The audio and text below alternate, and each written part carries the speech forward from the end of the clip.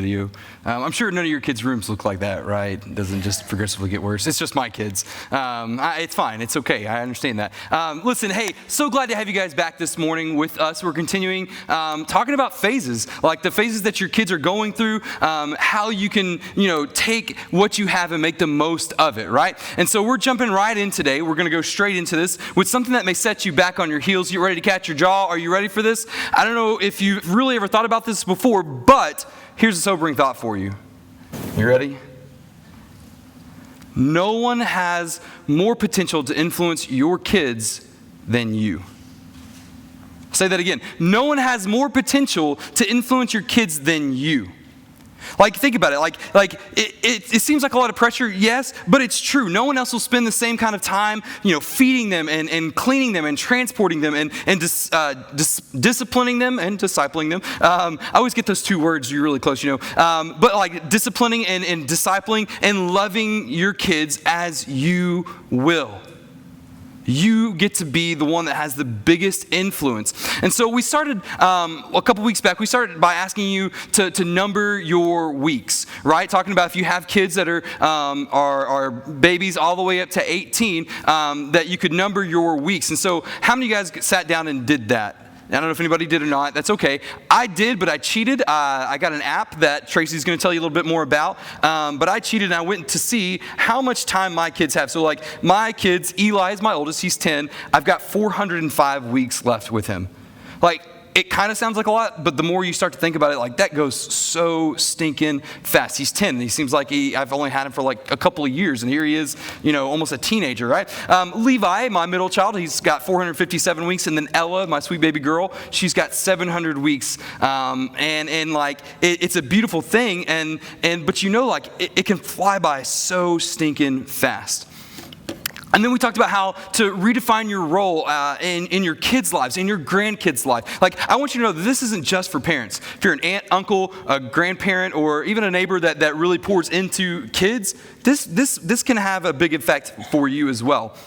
But we talked about how you need to embrace, you need to engage, you need to affirm, you need to mobilize these kids. So for a preschooler, you embrace their physical needs by consistently showing up for them, to let them know that, hey, they're safe, right? To let them know that they are able to come to you. It's a good, safe place for them to be. And to let them understand that, hey, with mommy and daddy or with grandma, grandpa, whoever, you're safe here. This is a good place. That speaks into them and helps them embrace their physical needs, right? And then we've got grade schoolers. And if you want to engage the interest of your elementary school kids, I've got 2 of them right now there. My 3rd one will be there next year. It's so fast, right? But anyway, you have to engage and find out, you have to be fascinated by who they are.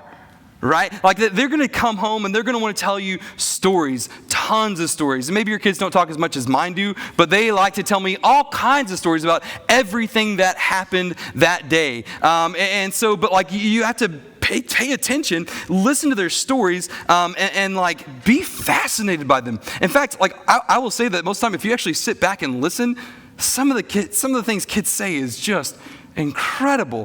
Whether that's astounding or shocking, I don't know. There's a lot of things that kids will say, but it's true. And then also, it also gives you a chance to kind of look back across their earlier childhood years, and then talk about a little bit how they were growing up before this stage that they're in life, right? And then middle school, this is the fun times, right? This is when it all starts, right?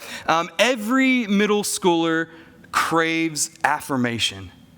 They want to be affirmed, and especially they want to be affirmed by the people that are in their tribe, like we kind of talked about a couple weeks ago. The people, their parents, their grandparents, the people that are around them. And so we have to affirm a middle schooler, right? Affirm that their personal journey, so that they know that you're there with them and you're surrounding them, you're supporting them, even in the years where there's so much changing for them. So much is changing for them. And then high schoolers, right? And this is a role that really changes drastically. This is the time when you learn to mobilize their potential, right? So like these are the years where there's a lot of things that you've been holding on to and you're trying to figure out what's the right thing to let go and what's the right thing to hold on to with them. When to start letting them be a little bit more autonomous to learn to figure out life on their own, right? And so like it's going to feel uncomfortable sometimes, and there's going to be times where you want to make it feel as comfortable as possible. And so like the ultimate goal at the end of the day for a high schooler is to make sure that you mobilize their potential, that you help them and send them as God did for the disciples, that you were helping them to be prepared to go on. And then we covered the 6 things that we're going to show here, the 6 things that you should be giving your kid at every phase of life. And this goes into even college age, right? And beyond. But like we have to continually be giving them love, showing them worth, like saying, I value you. I value what you have to say. I value you as a human being. You are my child, yes, but you are so much more. And then using words, direction, helping guide, right? And then giving stories, like, and by doing that, you're giving them perspective. And then the tribes, I just said that a while ago, right? Where they have a place of belonging. They are a part of something. And that's beautiful, right? And then my favorite part, the fun part, getting in there and hanging out with kids and having fun. My daughter, Ella, she plays with just about everything. Dolls to like, I don't know, Ninja Turtles and things with my kids. It's crazy what she does. Ninja Turtles are back, by the way. I don't know if some of you guys knew that. But anyway, and then like give them work, something that's going to give them significance, to feel like they are accomplished, right? And so like giving these things to them is so important. And then lastly, like we have to remember that every kid at every phase of their life is constantly changing. Constantly changing. I mean, from what they like, Pokemon one week to Beyblades the next, to who knows what's next after that. Like understanding these kids and where they're at, like they're changing. They're changing physically, they're changing mentally, they're changing socially, they're changing emotionally, right? And so there's always this constant change. And so now you probably have, just one question left, like, okay, Tim, I know I want to invest all of these things and do all these things. Yes, Tim, I agree. Great. Thank you so much for agreeing with me. It validates me. No, I'm just kidding. But like I understand that, but then you're probably like, but where do I find all the time to do this, right? Like how in the world my kids are going to soccer practice once I get home, and then they've got, homework and then food, all that jazz, right? Like how does that happen? Should your family maybe take a 2-week vacation, like every year, maybe twice a year, where you sit down and you just hash these things out and you spend quality time getting to know them over each time, like figuring out who they are, where they're at, and developing? Yeah, you could try that. That's a good thing. I would encourage you. But I think chances are, most of the time, especially teenagers, like your kids might resent you for taking them away from their friends and their life back there. You know what I'm saying? Like, so be careful, be aware of what's going on there. Or like if you have toddlers, you'll realize that it really doesn't matter where you go. Every day is pretty much the same, demanding routine of embracing their physical needs, feeding, changing, napping, and then repeat. Like it's always this constant, right? But it's important that we do this. Tracy? Take a breath. Sheesh. That's okay. Okay. I'm not going to talk quite as loud as Tim, I don't think. Get excited. It's good. We're excited about this stuff. We love to share with you guys. I want to talk to you a little bit about a different kind of approach with kids. You guys know from hearing me talk, whether it's parent-child dedication or a couple of weeks ago, I love Deuteronomy 6. I feel like Deuteronomy 6 has got some great instruction for families, for communities, for biblical communities about how we can go about raising kids. And Moses wrote this. He was inspired to write this right before the Israelites were getting ready to move into the promised land. Okay, he was giving them some direction, some rules, because he did not want them to make the same mistakes that their ancestors had made. And did the Israelites make a lot of mistakes? They did. That's why they got stuck wandering in the wilderness for so long, is because they didn't listen to the Lord and do what he said. Their life would have been much easier if they would have done that. But we wouldn't have. Sometimes I know we read about the Israelites and we're like, nah, I wouldn't have done that. I would have listened to God. But would we? I mean, realistically. So what I want to share with you a little bit about is talking more about chapter 6. I'd like to read to you beginning in verse 1 of chapter 6. The Lord your God has directed me to teach you his commands, rules, and laws. Obey them in the land you will take over when you go across the Jordan River. Then you, your children, and their children after them will honor the Lord your God as long as you live. Obey his rules and commands that I am giving you today. If you do, you will enjoy a long life. Israel, listen to me. Make sure you obey me. Then things will go well with you. The number of your people will increase greatly in the land that has plenty of milk and honey. That's what the Lord, the God of your parents, promised you. Israel, please listen to me. The Lord is our God. The Lord is the one and only God. Love the Lord your God with all your heart and with all your soul. Love him with all your strength. The commands that I give you today must be on your hearts. So Moses is urging them to, get with the program. Make sure that you are going to do the things that I have asked you to do, the things that God wants you to do. And what he's telling them is that they need to create a rhythm in their lives. If you're going to impress these truths on your children, he leaned into them and he's like, if you're going to impress these truths on your children, you have to be more deliberate about creating a rhythm in which you can share these things with your kids. And like Moses, you've probably already identified in the last several weeks some things that you want to impress on your children or some things that you want to prioritize in your home. So let's have a game plan for that, right? Moses goes on in verse 7 to say, make your children learn them. Talk about them when you are at home, when you walk along the road. Speak about them when you go to bed, and speak about them when you get up. Write them down and tie them on your hands as a reminder, and also tie them on your foreheads. Write them on the door frames of your houses, and write them on your gates. So, that may kind of sound like common sense. The things that you're going to do. But it was actually a remarkably kind of futuristic thought about how families are going to function and how the way the Lord wants families to function.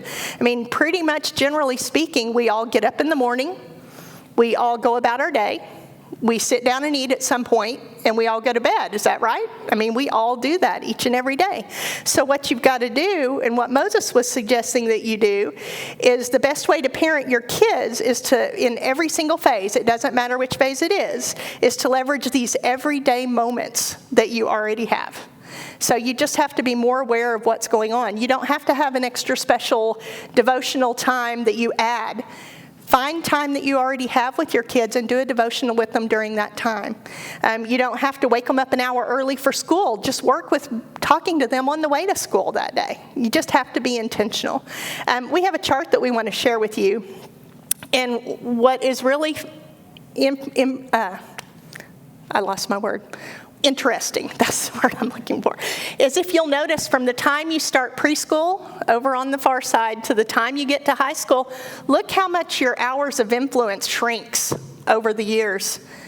When you have preschoolers, you've got 12 hours a day that you can influence them. But by the time you get to high school, I'll be honest, you're probably going to be lucky if you have 2. Because most of our high schoolers are so busy, they don't even have time to know whether they're coming or going these days, because that's just how school has gotten.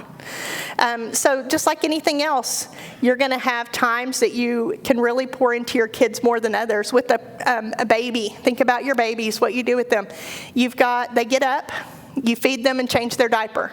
They take a nap, you feed them and change their diaper. That's all you do with your little babies. You feed them, you change your diaper, you love them, and you care for them. But when they get a little bit older, let's say they're in preschool, you're going to probably have more time with them in the car. They're going to begin to understand more of what you're saying to them. So then you can be intentional about what kind of music you play in the car with them. Play things in the car, music that you guys can interact with, that can have a spiritual component, and just find times that you can build into them. Now, when they get to grade school, we're really starting to get into what Moses was talking about.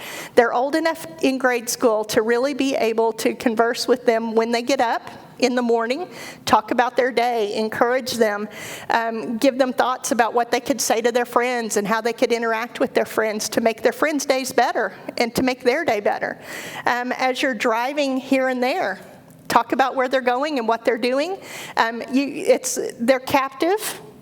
They can't leave the car, especially, if you're driving down the road. So use those opportunities. You can find these opportunities within your days that you can talk to them. And when you eat a meal together, it doesn't have to be every night. We're busy. We have a lot of different things going on.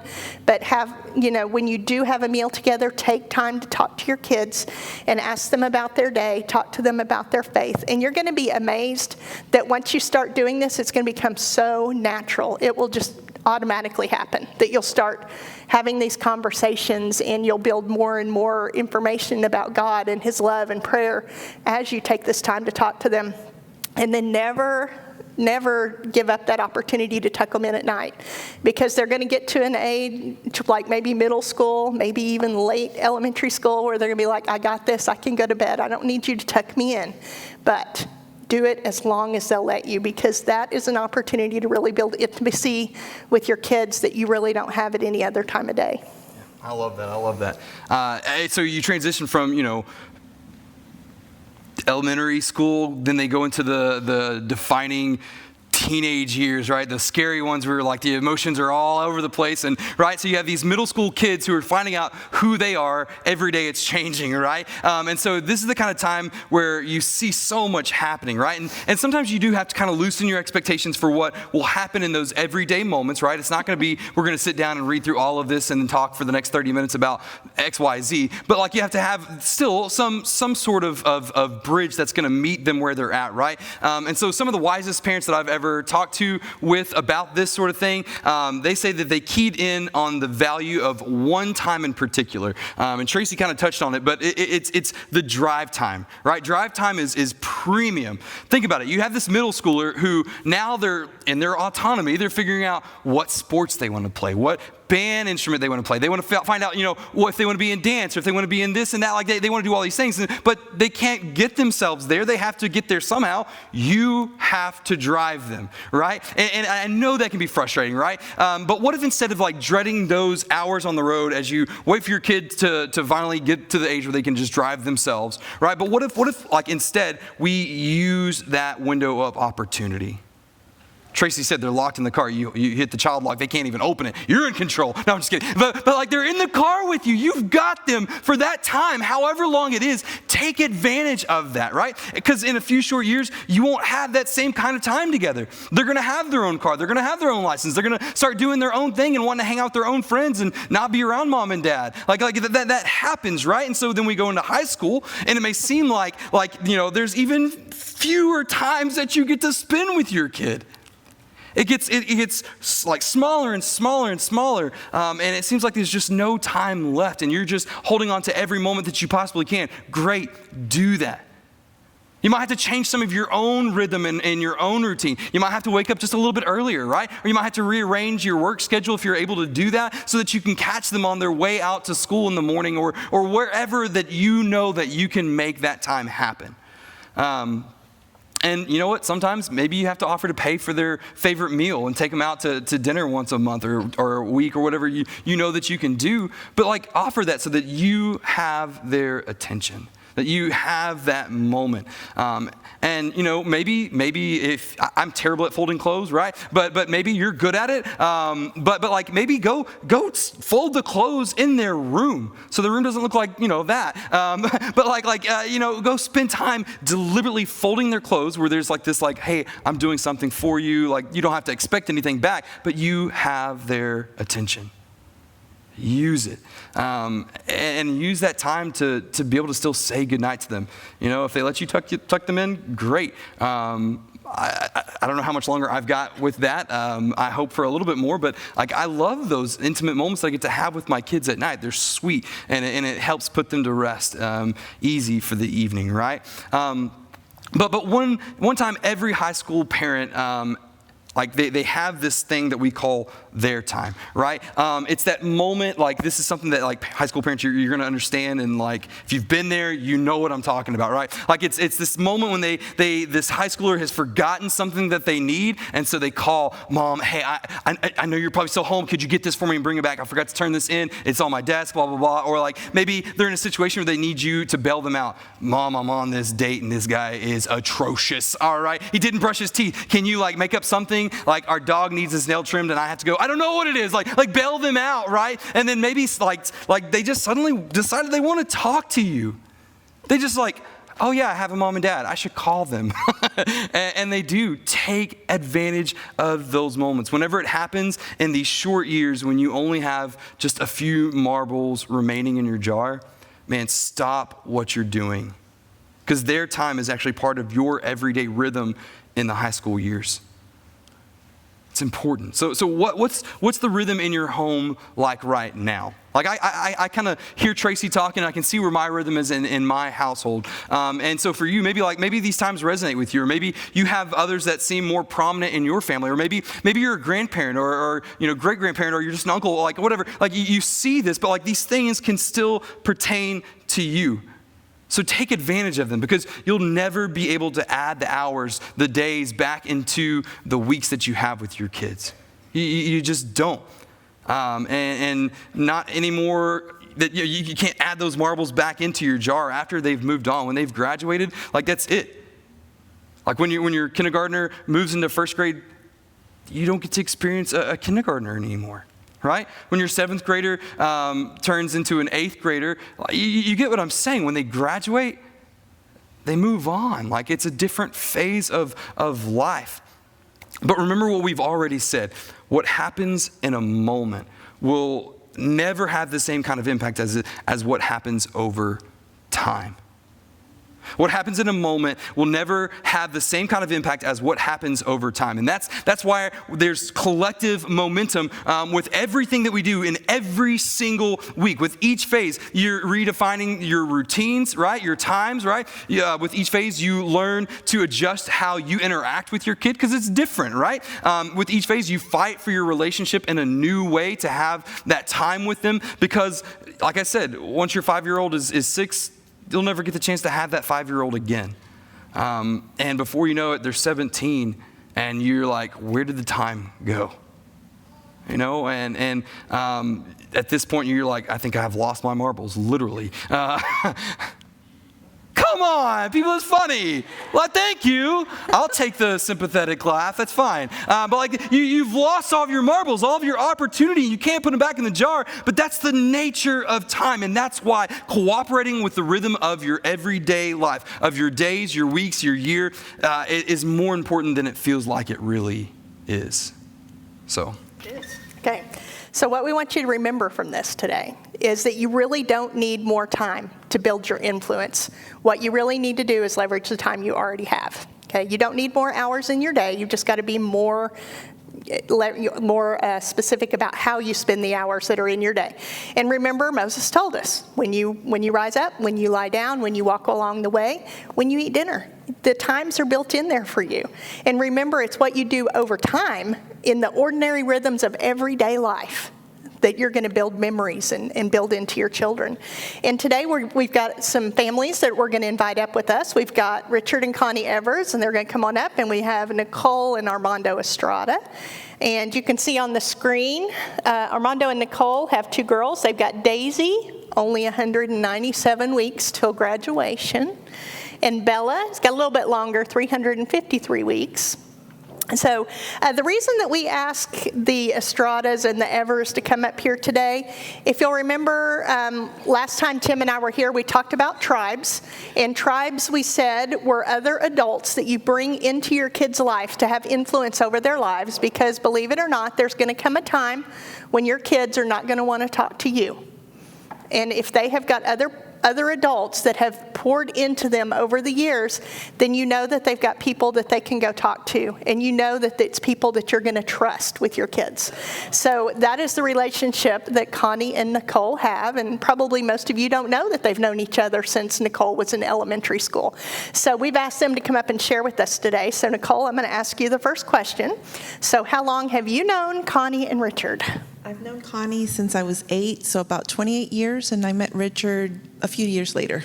Okay. And from your point of view, how did Connie influence your life at that young age? She would take me to church with her. She gave me my first Bible, and I prayed the salvation prayer with her. That was awesome. Special. That's very special. Okay, Connie, and tell us a little bit about how you met Nicole. Well, the school social worker at Berkman gave me a call and asked me. Both of my kids were already out of elementary school. The youngest was in middle school. The school social worker called me and said, hey, I have this little girl. I think she would benefit from having a mentor, and I think you would be a perfect fit for her. So I prayed about it, and here we are, 28 years later. Well, and it's what I think is neat about that is, like, think about how God pursues us. Connie pursued a relationship with Nicole. That was something that she felt was important as God led her to be a part of that. So what were some of the rhythms, Nicole, what were some of the rhythms that you guys developed over the years for pouring into each other?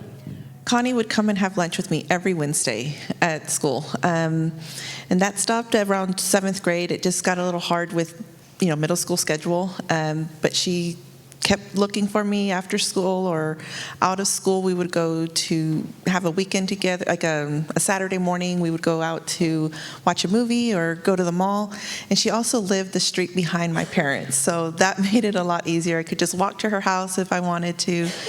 And on Saturdays, when I had Daisy, my firstborn, she offered to help me with her, and she would take her on Saturdays.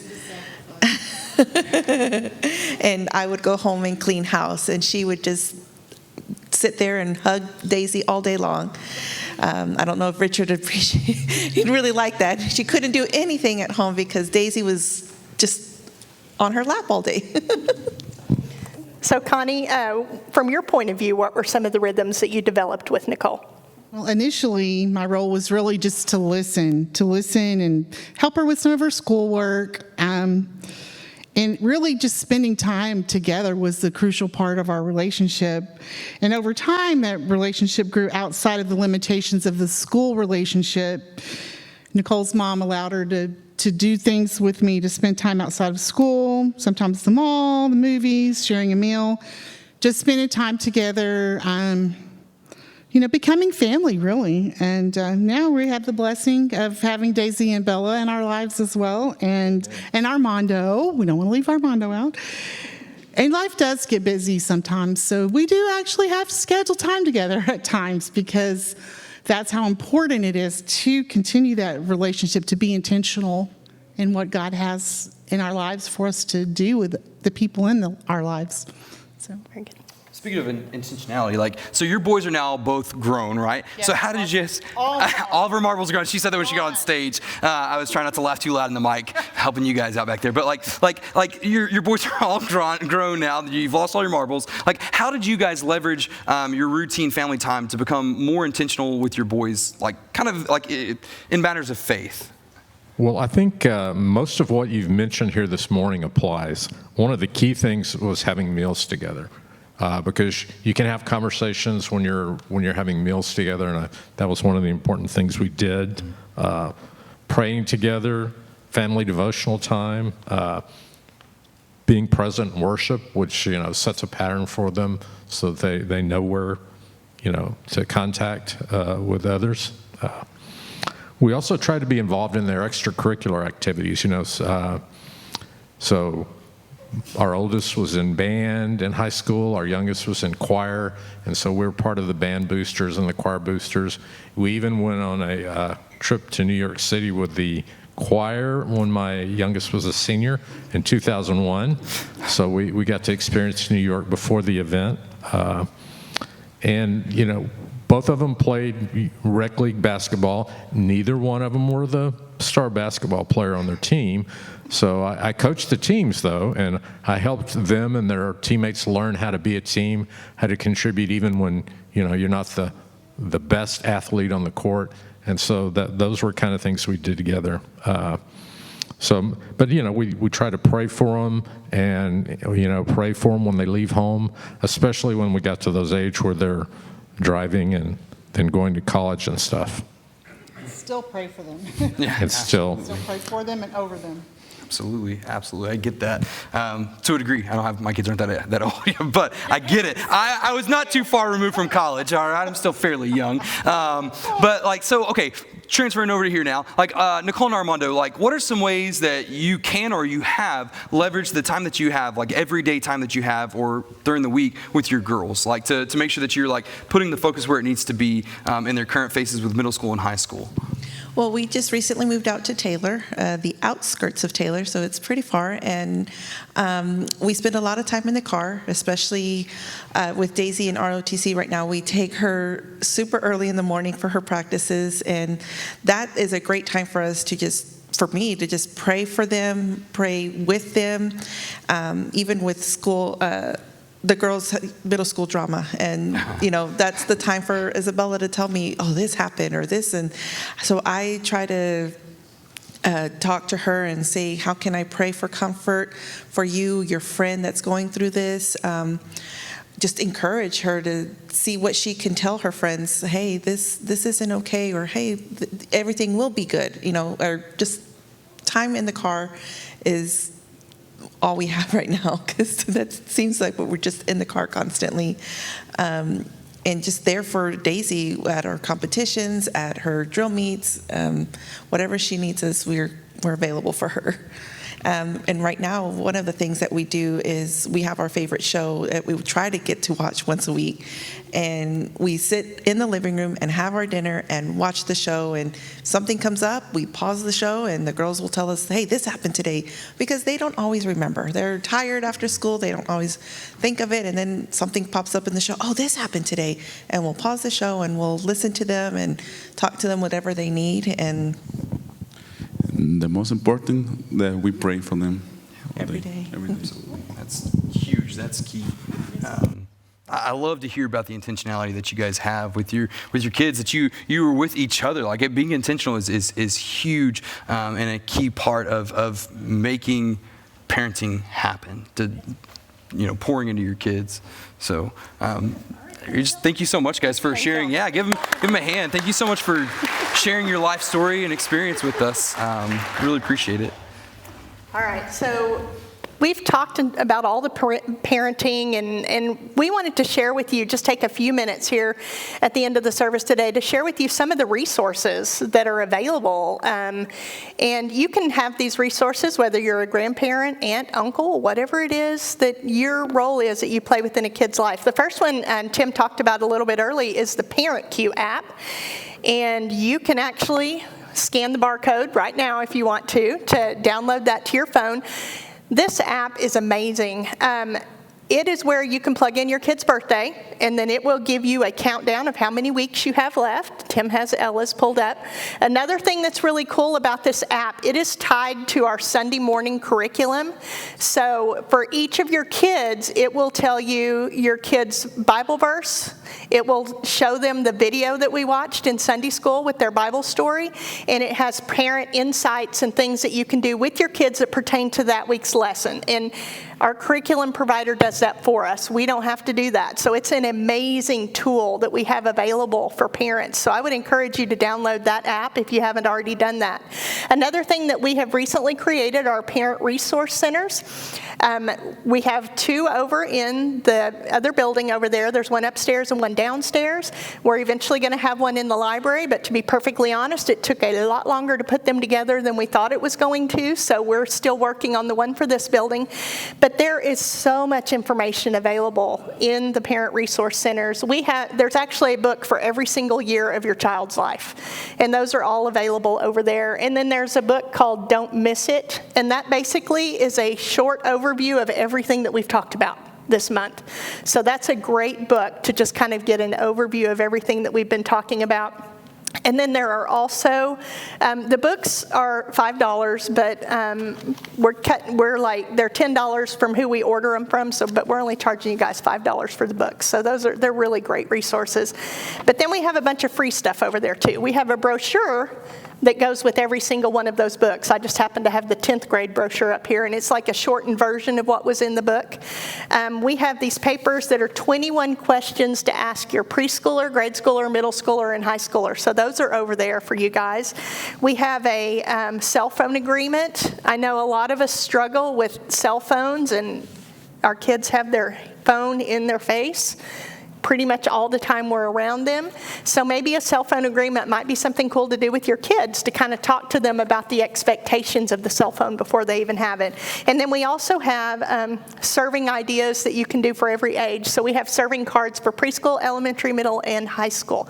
So we have a lot of resources there. I would encourage you all to go by there and check them out.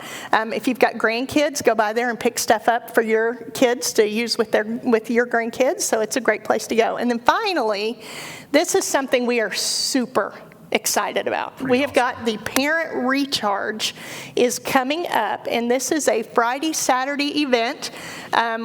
We want grandparents to come.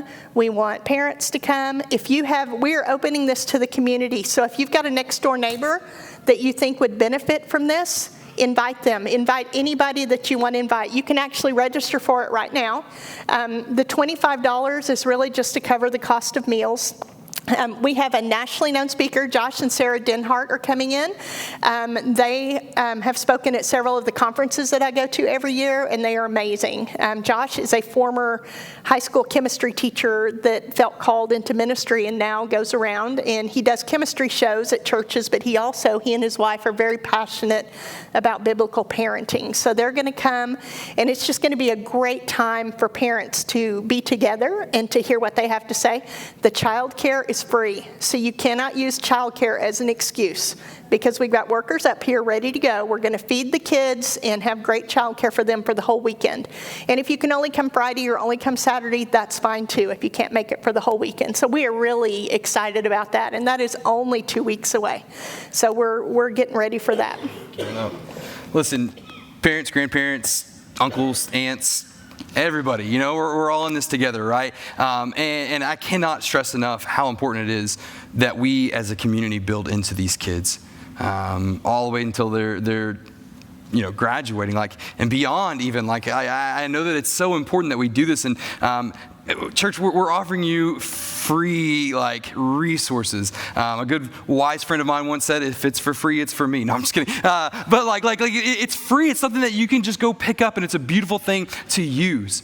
Even if you just try it once, I really want to encourage you to try it out. And parents, please sign up for this conference. It's going to be something that I really believe will impact your life. I know Jenny and I are excited about it, and it's going to be a great conference. And man, would love to have you guys here. So hey, listen, this morning we've been talking about being intentional, right? We've been talking about being intentional about the time that you have, and really taking advantage of that and making the most of what God is doing in your kids' lives. And that same thing is happening right here, right now, this morning. You're here this morning, and God has brought you here, and God's very intentional about what He does. And so if you're in here this morning and you're like, man, this is really cool stuff. I love how the church is all about family. Or maybe you've been here before and you've been visiting for a while, and you're like, I think this is the day I want to join and be a part of what God is doing at First Baptist Round Rock. I want to encourage you to do that. The band's going to start making their way up here, and as they do, if you would like to join, or maybe you're here this morning and you're like, listen, I hear about what all God is doing and how He's changed people's hearts and lives, and I want to know more about that, and you have questions, come talk to me. If you want to make the decision to give your life to Christ and allow Him to really make that impact and change, come talk to me. I'm going to be out in the back. I'll be there. And listen, whatever questions you have, even if it's about any of this stuff or anything, I really want you guys to know that we are here for you. We want to help you the best that we can. All right, so I'm gonna pray, and then the worship band's going to lead us in a time of response. And so you just listen to what God is speaking to you this morning.